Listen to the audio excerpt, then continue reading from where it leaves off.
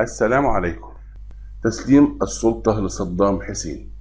تمكن صدام من إحكام قبضته على السلطة بتعيين أقاربه وحلفائه والموالين له في المناصب الحكومية الهامة ورفيعة المستوى حتى يضمن ولاء كل مكان أو هيئة. هكذا ضاقت الحلقة على رقبة أحمد حسن البكر رئيس العراق، وأصبح من الطبيعي تسليم السلطة لصدام.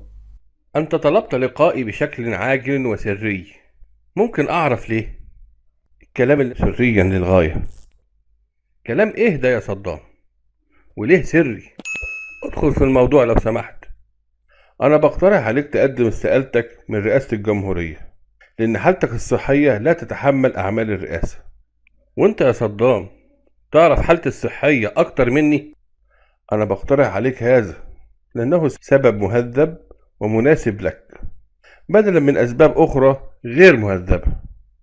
خلاص يا صدام، خلاص. عايز تبقى رئيس العراق؟ أيوة، كفاية عليك كده. ولكننا لم نتفق أنا وأنت على ذلك، وكان الاتفاق أنك تدين لي بالولاء حتى تنتهي ولايتي. أنت تعلم جيدا أن الحكام العرب لا تنتهي ولايتهم نهائيا، ويتركون الكراسي إما بالموت أو القتل أو الهروب من ثورة الشعب.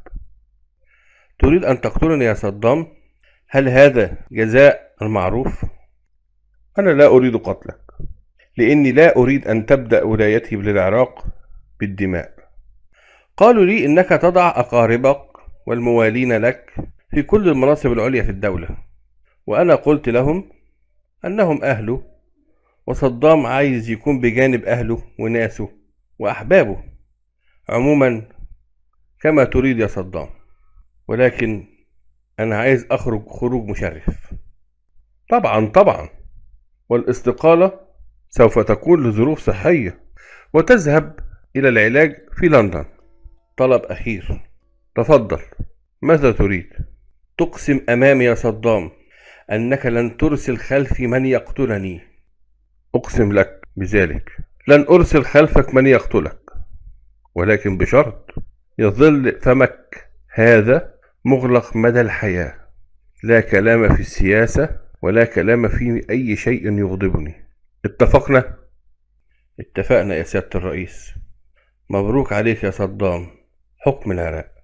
وقد كان استقال البكر بحجة عدم القدرة الصحية في تحمل أعباء الحكم، وتسلم صدام الراية، وأصبح صدام حسين رئيسا للعراق.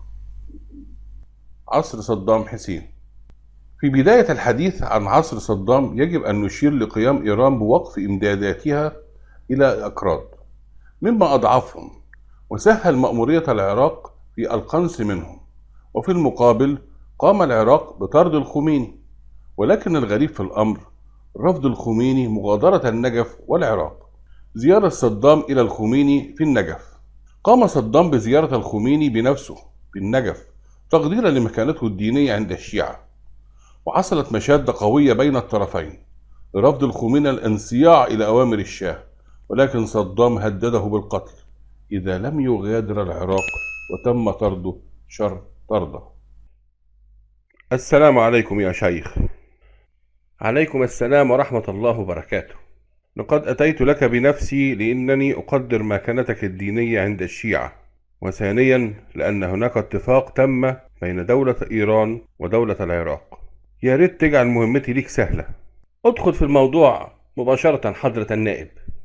أنت تعلم أن منطقة شط العرب منطقة خلاف بين العراق وإيران، وكلا الدولتين يتنازعا عليها.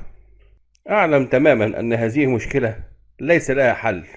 بفضل الله تم حل هذه المشكلة، وتدخلت الجزائر مشكورة، وقسمت المنطقة إلى قسمين: قسم للعراق والنصف الآخر لإيران، وذلك يتبعه عدة شروط على إيران وشروط على العراق.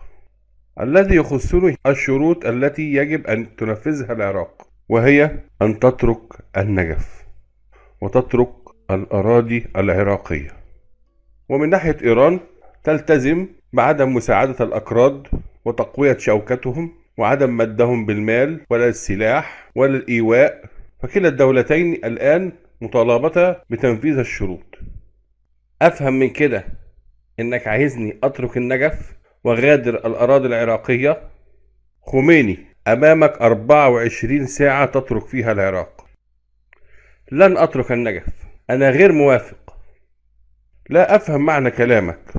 أتريد أن تكون في العراق غصبا عن العراقيين؟ دي أوامر خدتوها من شاه إيران الفاسد الفاجر، لأنه يرغب في قتلي، وخروجي من هنا هو الموت.